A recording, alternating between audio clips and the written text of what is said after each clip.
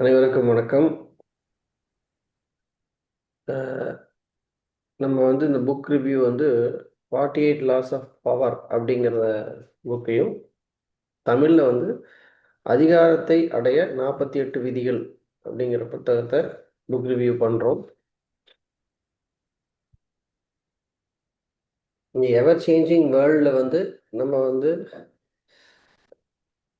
நம்மளோட வேலைகளை துரிதமாக முடிச்சுக்கிறதுக்காகவும், நம்ம டீமை ஹேண்டில் பண்ணுறதுக்காகவும் நம்ம இந்த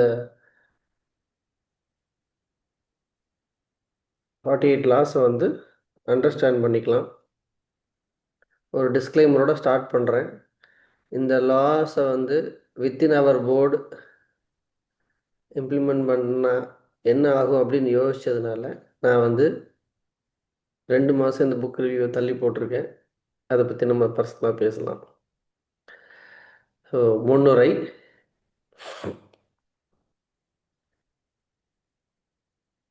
நம்ம ஒரு ஹியூமன் பீயிங்காக அடுத்த மனிதர்களோட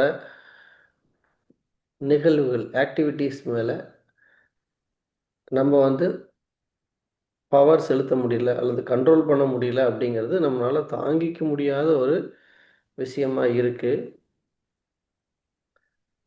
அதை நம்ம உணர்வோம், ஆனால் அக்செப்ட் பண்ணிக்க மாட்டோம். எல்லாருக்குமே மிக அதிக அதிகாரம் அப்படிங்கிறது மனசில் தேவையான ஒரு விஷயமா இருக்குது.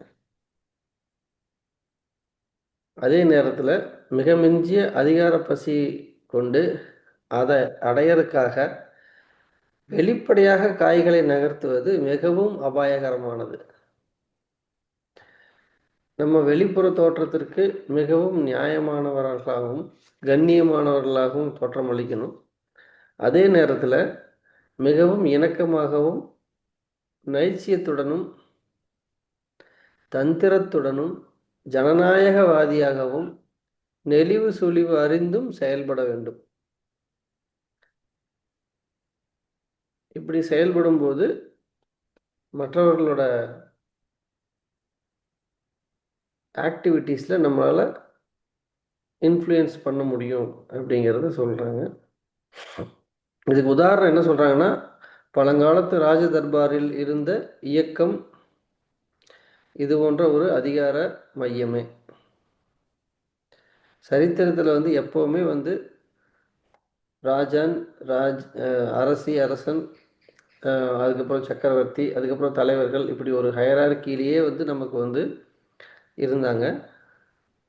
இதில் மேலிருந்து பார்த்திங்கன்னா ஒவ்வொருத்தரும் அவங்களுடைய பாஸ்க்கு எஜமானர்களுக்கு சேவை செய்கிறவர்களாகவும், கீழே இருக்கிறவர்களுடைய அந்த வேலையை வாங்கி கொடுக்கக்கூடிய ஒரு நிர்வாகியாகவும் ஒரு கட்டமைக்கப்பட்டு தான் நான் ட்ராவல் பண்ணுறோம். இதில் ஒவ்வொருத்தருடைய தேவைகளையும் சலுகைகளையும் வெளிப்படையாக கேட்க முடியாத ஒரு சூழ்நிலை இருந்திருக்கு. அப்படி வெளிப்படையாக கேட்கும்போது அதுக்கு உண்டான எதிர்ப்புகள் நிறைய இருந்திருக்கு. அப்படி வெளிப்படையாக கேட்கும்போது சக உறுப்பினர்களுடைய எதிர்ப்புக்காக ஒவ்வொரு நிர்வாகியும் தாங்கள் கையில் எடுத்துக்கிட்ட விஷயம்தான் இந்த சிந்தனை. அதை ஒரு தொகுத்து சின்ன சின்ன பார்ட்டாக ஒவ்வொரு விதியாக கொடுத்துருக்காங்க. அந்த காலத்தில் பார்த்திங்கன்னா நாகரிகத்தின் உச்சமாகவும் கலாச்சாரத்தின் பிரதிநிதியாகவும் இருந்தது அரசவை. அதே நேரத்தில் அந்த ஸ்ட்ரக்சரில் யாரும் வெளிப்படையான கருத்துக்களை வச்சு ஒரு அதிகாரத்தை அடைவதற்கான செயல்கள் வெறுக்கப்பட்டிருக்கு. ஸோ அதனால் எல்லாருமே ஒரு மறைமுகமான ஒரு செயலில் எப்பொழுதுமே ஈடுபட்டு கொண்டிருக்கிறது. எதிரிகளை செயலின் மூலமாக வெல்லாமல் புத்தி கூர்மையால் அவர்களோட செயல்களை தடுத்து எப்படி வெற்றிகரமாக மறைமுகமாக செயல்படுவதற்கு கற்றுக்கொண்டார்கள். இது எதிரிகளை நேரடியாக குத்தாமல் முதுகில் குத்துறது, அதுவும் வந்து பட்டு கையுறையுடன் அப்படின்னு சொல்லி முகத்தில் புன்சிரிப்புடன் அப்படின்னு சொல்கிறாங்க. ஸோ நம்ம வந்து அவங்க வந்து அரசவையில் வந்து ஒரு செயல் அல்லது ஒரு ஹையரார்க்கியில் நம்மளோட மேலே இருக்கிறவங்க செய்யக்கூடிய செயலை நேரடியாக எதிர்க்காமல் மறைமுகமாக அது நடக்காமல் இருக்கிறதுக்கு உண்டான எல்லா வேலைகளையும் செய்யும்போது அது வந்து முதுகில் குத்துறதா பார்க்கப்படுது. அதே நேரத்தில் அதே முகத்தில் புன்சிரிப்போட செய்வாங்க அப்படிங்கிறாங்க. இதை ஒரு ஜிஸ்டில் சொல்லணும் அப்படின்னா, அரசவை வாழ்க்கை என்பது முழுக்க முழுக்க விழிப்புணர்வு மற்றும் ராஜதந்திர சிந்தனை தேவைப்படுகிற என்றும் முடிவடையாத விளையாட்டு. இது ஒரு நாகரீக போர் அப்படின்னு முடிக்கிறாங்க. அதே நாகரீக போர் இன்னைக்கு வரைக்கும் தொடருது. ஒரு அரசவைங்கிறது வந்து நாகரிகத்தின் உச்சமாகவா இருந்தாலும் அதற்கு மேல் பரப்பில் வந்து மிகவும் வந்து ஒளிர்விடக்கூடிய ஒரு விஷயமா ஒரு தகதகப்போட நீங்கள் வந்து ஒரு அரசவையை இமேஜின் பண்ணி பாருங்கள். இன்றைக்கி இருக்கக்கூடிய எந்த ஒரு பெயிண்டிங் எடுத்து பார்த்தாலுமே அரசவைங்கிறது மிக மிக ஒரு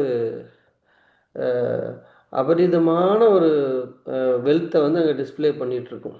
ஆனால் அதற்கு கீழே வந்து கொதி உலையில் வெந்து கொண்டிருக்கும் கபட உணவுகள், பேராசை, காமம், வெறுப்பு, மாச்சரியம் இவை அனைத்தும் கொதித்து கொண்டிருக்கின்றன. இந்த அளவுக்கு வந்து அங்கே வந்து அத்தனை விஷயங்களையும் அடக்கி வச்சுக்கிட்டு வெளியில் வந்து ரிஃப்ளெக்ட் பண்ணிட்டு இருந்திருக்காங்க அப்படிங்கிறாங்க. இதை வந்து அப்படியே வந்து இன்னைக்கு இருக்கக்கூடிய காலகட்டத்தில் பார்த்தாலும் அந்த அரசவை போலவே வந்து இன்றைக்கும் வந்து அரசியல் அப்படிங்கிறது இருந்தால் அதற்குள்ளவும் வந்து இதே வந்து எண்ணங்கள் ஊடுருவி இருக்குது. ஆனால் வெளியிலேருந்து பார்க்கும்போது அது தெரியாது அப்படிங்கிறாங்க. ஸோ அதற்காக அந்த காலத்து அரசவை போல் நம்ம வந்து செயல்பட்டால் ஏமாற்றுதல், திசை திருப்பி விடுதல், தன்பால் ஈர்த்தல், நயவஞ்சகம், கவர்ச்சி போன்ற கலைகளில் தேர்ந்து அதிகாரத்தின் உயர்நிலையை அடையலாம். ஸோ இந்த 48 லாவை வந்து நம்ம சரியாக பயன்படுத்தினா இந்த மாதிரியான ஒரு சிச்சுவேஷனை நம்ம அடைய முடியும் அப்படிங்கிறாங்க. இதை வந்து மற்றவர்களை திசை திருப்புவதற்கான கையேடுகளாக கருதுங்கள் அப்படிங்கிறாங்க. ஸோ இதோட முன்னுரை முடியுது. ஸோ விதி 1, லா 1 அது வந்து என்னென்னா, தலைவரை விட எப்போதும் அதிகமாக ஒளி வீசாதீர்கள். ஸோ நமக்கு மேலே இருக்கிறவங்கள் வந்து அவர்கள் நிம்மதியாக உணரும் வகையில் நாம் எப்பொழுதும் செயல்பட வேண்டும். அவர்களை திருப்திப்படுத்தவும் அவர்கள் மனதில் இடம் பிடிக்கவும் உங்களுக்கு இருக்கும் ஆர்வத்தில் உங்கள் திறமைகளை மிக அதிகமாக வெளியே காட்டினால் எதிர்மறை விளைவுகள் ஏற்படும். அவர்கள் மனதில் பாதுகாப்பின்மையும் அச்சத்தையும் ஏற்படுத்தி விடுவீர்கள்.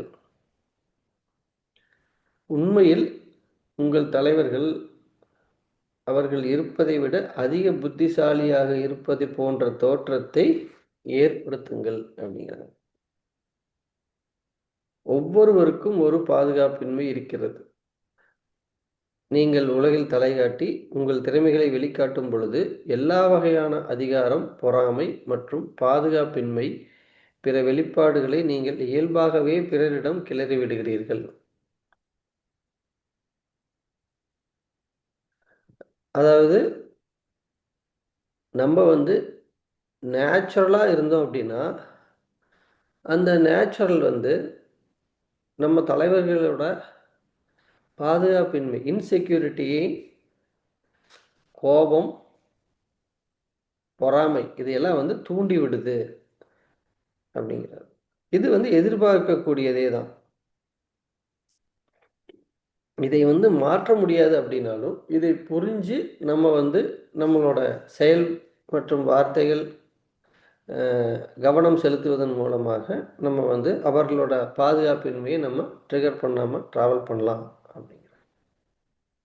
நீங்கள் வந்து அந்த அரசவை காலம் முடிஞ்சுது, அரசர்கள் இல்லை, இப்போ வந்து அஹ், மக்களாட்சி தான் நடக்குது அப்படின்னு நீங்கள் நம்பினால், வாழ்க்கை மாறிடுச்சு அப்படின்னு நீங்கள் நினைச்சா, அது உங்களை நீங்களே முட்டாளாக்கி கொள்ளும் எண்ணமே தவிர வேற ஒன்றும் இல்லை. அதே தான் நடக்குது. ஆனால் பெயர்கள் மட்டும்தான் மாறி இருக்கு. அப்போ நம்மளுடைய செயல்களும் அதற்கு அலைனாய்த்தான் இருக்கணும். அப்படி அலைனானா தான் நீங்கள் வாழ்க்கையில் அடுத்த கட்டத்துக்கு போக முடியும். வாழ்க்கையில் உயர்ந்த நிலையை அடைபவர்கள் அரசன் அரசியை போன்றவர்கள். அந்த நிலையில் இருக்கிறவர்கள் மிகவும் பாதுகாப்பாக இருப்பதை உணர விரும்புகிறார்கள்.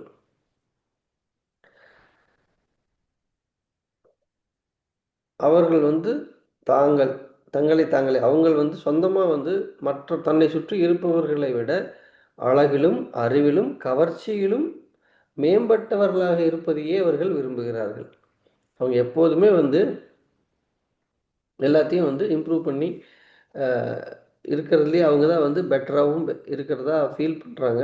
அந்த ஃபீலிங் வந்து டிஸ்டர்ப் ஆகிற மாதிரியான ஒரு விஷயத்தை நம்ம செய்யும்போது, அது எவ்வளவு பெரிய விஷயமா இருந்தாலும் பலர் முன்னால் நம்மளை பாராட்டுவார்கள்.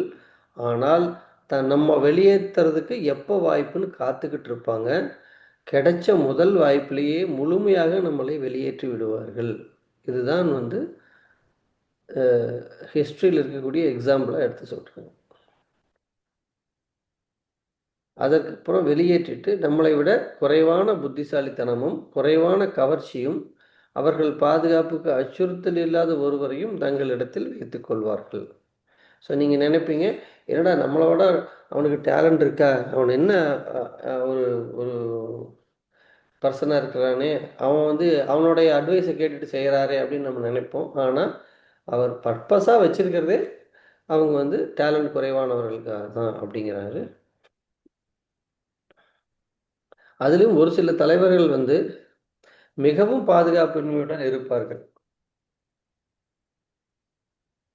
அப்படி இருக்கும் பட்சத்தில் அவர்கள் வந்து நம் கவர்ச்சியை கவனிப்பார்கள்ங்கிறாங்க. நம்ம எவ்வளோ தூரம் மற்றவர்களோட ஈர்க்கிறோம் அப்படிங்கிறத கவனித்து நம்மளை வந்து ஹேண்டில் பண்ணுறதுக்கு ட்ரை பண்ணுவாங்க.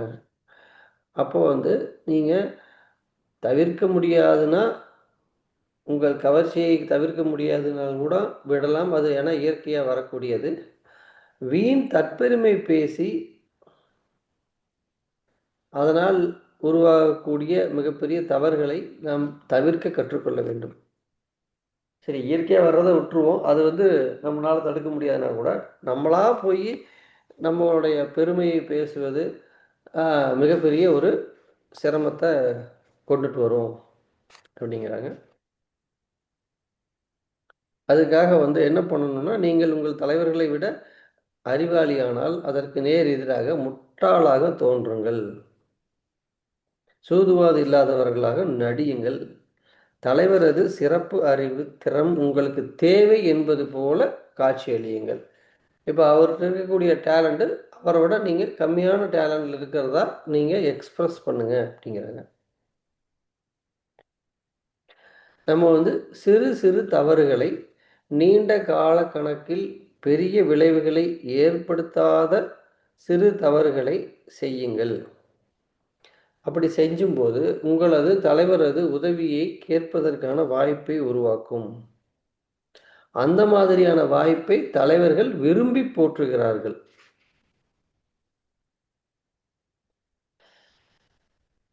அப்படி வந்து தங்கள் அனுபவத்தினால் கிடைத்த சில பண்புகளை நமக்கு ஷேர் பண்ணும்போது அந்த தலைவர் வந்து திருப்தி ஆகுறாரு. அப்படி இல்லைன்னா நம்ம வந்து அவங்கக்கிட்ட ஒரு உதவின்னு போய் நிற்கல, நம்ம அவங்க வந்து அவங்க வந்து நம்மளை திட்டுறதை நம்ம வந்து அவாய்ட் பண்ணிக்கிறோம் அப்படிங்கிற சூழ்நிலையை அவங்க உணர்ந்தாங்கன்னா, அவர்கள் தீய எண்ணங்களையும் அவர்கள் குரோதத்தையும் நம் மீது திருப்பி விடுவார்கள் அப்படிங்கிற. ஸோ இதிலிருந்து தப்பிக்கிறதுக்காக உங்களுடைய கருத்துக்கள் உங்கள் தலைவருடைய கருத்தை விட ஆக்கப்பூர்வமானதாக இருந்தால் அது அவருடைய கருத்துக்கள் என்று அவர் மேல் சாட்டி உரையுங்கள். இப்போ நம்ம வந்து ஒரு தலைவர் வந்து ஒரு ஐடியா கொடுக்குறாரு அப்படின்னா, அதை விட பெட்டர் ஐடியா நம்மக்கிட்ட இருக்குதுன்னா, அது நம்ம ஐடியான்னு சொல்லாமல் தலைவரோட ஐடியான்னு சொல்லி எல்லாரிடமும் வெளிப்படையாக கூறுங்கள். அதனுடைய விளைவு தலைவரின் அறிவுரையின் பேரிலே வந்ததாக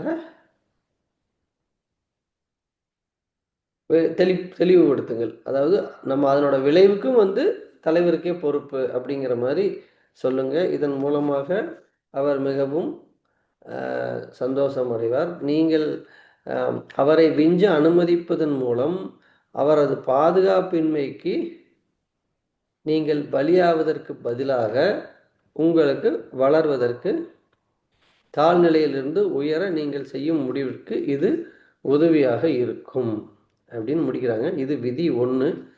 இது ஒவ்வொரு விதிக்கும் பின்னாடி வரலாற்றிலிருந்து ஒரு சின்ன ஒரு எக்ஸாம்பிளை சொல்கிறாங்க. அது என்னன்னா, ஒரு அரசனை மீறிய குடிமகனின் மேலாண்மை முட்டாள்தனமானது மட்டும் அல்லாமல் அழிவுக்கானதும் ஆகும். வானத்தில் பல விண்மீன்கள் வானத்தில் இருக்கக்கூடிய விண்மீன்கள் நமக்கு கற்றுத்தரும் பாடம். எத்தனையோ விண்மீன்கள் வந்து சூரியனை விட அதிக ஒளி கொடுக்கக்கூடியதாக இருந்தாலும், அது சூரியனோட உறவாடும் நிலையில் இருந்தாலும் அவை எப்போதும் அதனுடன் தோன்றுவதில்லை. ஸோ சன் வந்து பிரைட்டாக இருக்கும்போது மற்ற எந்த ஒரு நட்சத்திரமும் நமக்கு தெரியாது அப்படிங்கிறத மென்ஷன் பண்ணுறாங்க. ஸோ இதோட விதி 1 முடிஞ்சுது. விதி 2, நண்பர்களிடம் மிக அதிக நம்பிக்கை வைக்காதீர்கள். எதிரிகளை எவ்வாறு பயன்படுத்துவது என்று கற்றுக்கொள்ளுங்கள். இதுதான் வந்து விதி 2. நண்பர்களிடம் மிகவும் எச்சரிக்கையாக இருங்கள். ஏனென்றால் அவர்கள் விரைவாக உங்களை காட்டிக் கொடுத்து வருவார்கள். ஏன்னா அவங்க வந்து எப்பொழுதுமே வந்து ஒரு சிறு பொறாமைக்கு ஆட்பட்டே இருப்பார்கள். நம்மளுடைய பலம் பலவீனம் அவர்களுக்கு தெரிவதனால அவர்களுக்குள்ள ஒரு சிறு பொறாமை எப்பொழுதுமே இருந்துகிட்டு இருக்கும் அப்படிங்கிறாங்க. அதே நேரத்தில் நமக்கு முன்னால் எதிரி ஒருத்தரை நம்மளோட பணிக்கு வச்சுக்கிறதன் மூலமா அவர் அதிக நம்பிக்கைக்குரியவர்களாக இருப்பார்கள். ஏனென்றால் அவன் ஆல்ரெடி நமக்கு வந்து எதிரி, நமக்கு அவன் எதையும் ப்ரூவ் பண்ண வேண்டியது இருக்காது. நம்மகிட்ட நல்ல பேர் வாங்கிறதுக்காக அவர்கள் கடுமையாக உழைப்பார்கள் அப்படிங்களா. ஒருவேளை உங்களுக்கு எதிரிகளே இல்லை என்றால் எதிரிகளை உருவாக்க வழியை தேடுங்கள் அப்படிங்கிறாங்க. உலகம் வந்து மிகவும் கடுமையான இடம். அந்த கடுமையினை உங்கள் நண்பர்கள் மென்மையாக்குகிறார்கள். ஏன்னா நம்ம வந்து ரொம்ப டஃப் சுச்சுவேஷனில் இருக்கும்போது ஒரு சிலர்களோட நம்ம வந்து ஷேர் பண்ணுறோம். அதன் மூலமாக நம்ம மென்மையாகிறோம். அவர்கள் நமக்கு நண்பர்கள் ஆகிறார்கள். ஆனால் அந்த கடுமையான சூழ்நிலையில் நம்மளுடைய விஷயத்தை மென்மையாக்குறதுனால நமக்கு எப்பெல்லாம் வந்து ஒரு டஃப் சுச்சுவேஷன் வருதோ அப்போ உடனே நம்ம அவங்கள சார்ந்து ட்ராவல் பண்ண ஆரம்பிப்போம். அதுவே நமக்கு மிகப்பெரிய சிக்கலை உருவாக்கும் அப்படிங்கிறாங்க. அது எப்படி அப்படின்னா, நம்ம வந்து ஒரு ட்ரெஸ்ஸை சூஸ் பண்ணும்போதும் சரி, ஒரு சில நேரங்களில் அவர்களுக்கு பிடித்த நம்ம ட்ரெஸ் எடுக்கும்போதும் அவர்களோட சின்ன பொறாமை வந்து இருக்கும். ஒரு மியூசிக்கை கம்பேர் பண்ணும்போது அவர்களுக்குள்ள உருவாகும். ஒரு கவிதையை நேசிக்கும் போது இருக்கும். இது எல்லாமே வந்து நம்ம வந்து நட்புக்கு ஓகே. ஆனா பதவி அல்லது அதிகாரம்னு வரும்போது நண்பர்களுக்குள்ள அந்த பொறாமை உணர்வு வெளிப்படும் அப்படின்னு ஒரு வித்தியாசமான ஒரு கருத்தை சொல்றாங்க. நண்பர்களை பயன்படுத்திக் கொள்வது அல்லது வேலைக்கு வைத்துக் கொள்வது உங்கள் அதிகாரத்தை மட்டுப்படுத்தும். உங்களுக்கு உதவி செய்வதில் மிகுந்த திறமை கொண்டவர் நண்பராதல் பிறருக்கு எளிது.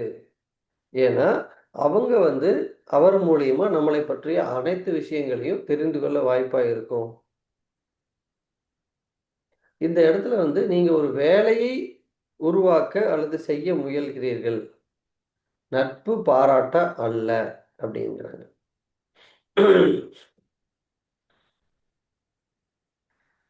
அதே நேரத்தில் அதன் மறுபக்கத்தில் தோண்டப்படாத தங்கச் சுரங்கமாக உங்கள் எதிரிகள் இருக்கிறார்கள். இதில் வந்து நீங்கள் இருந்து தங்கத்தை வெட்டி எடுக்கிறதுக்கு கற்றுக்கணும் அப்படிங்கிறார். இதுக்கு ஒரு எக்ஸாம்பிள் சொல்கிறாங்க. மாவீரன் நெப்போலியனோட அமைச்சராக இருந்த டெய்லி ரேண்ட் அப்படிங்கிற ஒரு தலைவர். அவர் வந்து 1807 வந்து நெப்போலியனுக்கு எதிராக ஒரு போராட்டம் பண்ணுறது அப்படின்னு முடிவு பண்ணுறாரு. இதற்கு வந்து ஒரு பங்காளியை தேடுகிறார். அப்போ அந்த பங்காளி வந்து எப்படி இருக்கணும் அப்படின்னா, அவர் மிகவும் வெறுத்த எதிரியான பவுசேவை சூஸ் பண்ணுறார். ஆக்சுவலாக வந்து பவுசே வந்து ஒரு உளவுத்துறை அதிகாரி. அந்த உளவுத்துறை அதிகாரி இந்த டெய்லி ரேண்டை வந்து ஒரு சமயம் வந்து கொலை செய்வதற்கு திட்டம் தீட்டி அதிலிருந்து தப்பிச்சிருக்காரு டெய்லி ரேண்ட். இருந்தாலும் தன்னை கொலை செய்ய துணிந்தவரோடையே சேர்ந்து ஒரு கூட்டு வச்சு நெப்போலியனை எதிர்க்கிறதுக்கான ஒரு பார்ட்னராக அவர் சூஸ் பண்ணுறாரு. ஏன்னா இப்போ வந்து அந்த உளவுத்துறை அதிகாரி தான் தகுதியானவன் என்று நிரூபிக்க மிகவும் கடுமையாக உழைக்கிறார் அப்படிங்கிறார். இந்த அதிகாரத்தில் மிக உயரிய பதவியில் இருக்கக்கூடிய இருவர்கள் இணைந்து மன்னருக்கு எதிராக பேசும் பொழுது மக்களிடமும் அது மிக அதிகமான ஒரு ஆர்வத்தை உருவாக்கியது அப்படின்னு சொல்றாங்க. எதிரிகள் உங்களிடம் இருப்பதன் மூலம் எப்போதும் வருத்தமோ கலக்கமோ அடையக்கூடாது. ஏனென்றால் உங்களுக்கு உண்மையான எதிரிகள் எங்கிருக்கிறார்கள் தெரியாம அவர்களை கூடவே வைத்திருப்பது மிகவும் நல்லது அப்படிங்கிறார். அது நல்ல சூழ்நிலையாக அமையும்.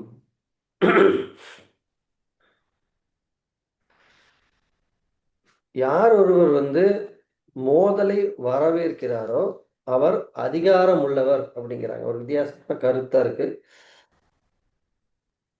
உறுதி இல்லாத காலங்களில் தவறாக அடி எடுத்து வைக்காத ஒரு போராளி புகழினை உயர்த்தி கொள்ள தன் எதிரிகளை பயன்படுத்தி கொள்கிறார். இப்போ நீங்க வந்து ஒரு டஃப் சுச்சுவேஷன் இருந்தால் தான் அந்த டஃப் சுச்சுவேஷனில் நம்ம யார் அப்படிங்கிறது நமக்கு தெரியும். அப்படி இல்லாத சூழ்நிலையில் தன் புகழை உயர்த்திக்கிறதுக்கு போராளி ஒரு எதிரிகளை பயன்படுத்துகிறார் அப்படிங்கிறது. இதோட விதி 2 முடியுது. இதனோட ஸ்டோரி ஒன்று சொல்கிறாங்க. ஹியரோ அப்படிங்கிற ஒரு மன்னன் வந்து எதிரிகளோட பேச நேர்ந்த போது ஒரு எதிரி அவரை ஒரு நையாண்டித்தனம் பேசுகிற மாதிரி உன்னோட வாய் எப்போவுமே நாற்றம் அடித்து கொண்டிருக்கும் தெரியாதா என்று ஒரு பேசுகிறார். அவன் வந்து ரொம்ப நல்ல ஒரு கிங்கு. அதில் வந்து அவர் மனசு உடைஞ்சிட்றாரு. அதாவது பர்சனலாக அவரை வந்து அட்டாக் பண்ணதுனால. இதை பற்றி அவரோட மனைவியிட்ட கேட்குறாரு வந்து, அந்த ஏன் இப்போ வந்து இவ்வளோ தூரம் நீ வந்து என்னோட வாய் ஸ்மெல் அடிக்குதுங்கிறத சொல்லலாம் இல்லையான்னு கேட்கும்போது அந்த பெண் சொல்கிறாங்க, அந்த ராணி சொல்கிறாங்க, அவங்க வந்து ஒரு நான் வந்து ஐயா எல்லா ஆண்களின் வாயும் இப்படித்தான் நாற்றம் அடிக்கும் என்று நினைத்திருந்தேன் அப்படின்னு சொல்லியிருக்காங்க. ஏன்னா அவங்களுக்கு மற்றவர்களுடைய வாய் நாற்றம் பற்றி தெரியாததுனால அவங்க வந்து இதை மென்ஷன் பண்ணுறாங்க. இது நடந்தது வந்து ப்ளூ டார்க் அப்படின்னு கிபி 60லிருந்து 120 வரைக்கும் நடந்த ஒரு சம்பவத்தை சொல்கிறாங்க. இது ஏன் அப்படின்னா நண்பர்களுக்கு வந்து நம்மளை வந்து கண்மூடித்தனமாக வந்து ஒரு சில நேரங்களில் நம்புவாங்க, ஃபாலோ பண்ணுவாங்க. அதே நேரத்தில் பல சமயங்களில் நம்மளுடைய நெகட்டிவிட்டியையும் அப்சர்வ் பண்ணுவாங்க. அப்படி பண்ணும்போது அது அவர்களுக்குள்ள ஒரு பொறாமை உணர்வை கொண்டுட்டு வரும். நட்புக்கு அது ஓகே, வேலைக்கோ தொழிலுக்கோ பதவிக்கோ அது ஆப்போசிட்டில் அமையுங்கிறது இங்கே சொல்கிறாங்க. இன்னொன்று நன்றியும் பழிவாங்கலும். எந்த ஒரு மனிதனும் தான் பற்ற பலனை திருப்பி தருவதை விட காயத்தை திருப்பி தருவதற்கு மிகவும் தயாராக உள்ளார்கள். ஏனென்றால் நன்றிங்கிறது ஒரு சுமை. பழிவாங்கல்ங்கிறது ஒரு மகிழ்ச்சி அப்படின்னு முடிக்கிறாங்க. ஸோ இன்னைக்கு வந்து 2 அதிகாரத்தோட நம்ம முடிக்கலாம். இன்னொரு 10 நிமிஷம் தான் இருக்கு. Thank you.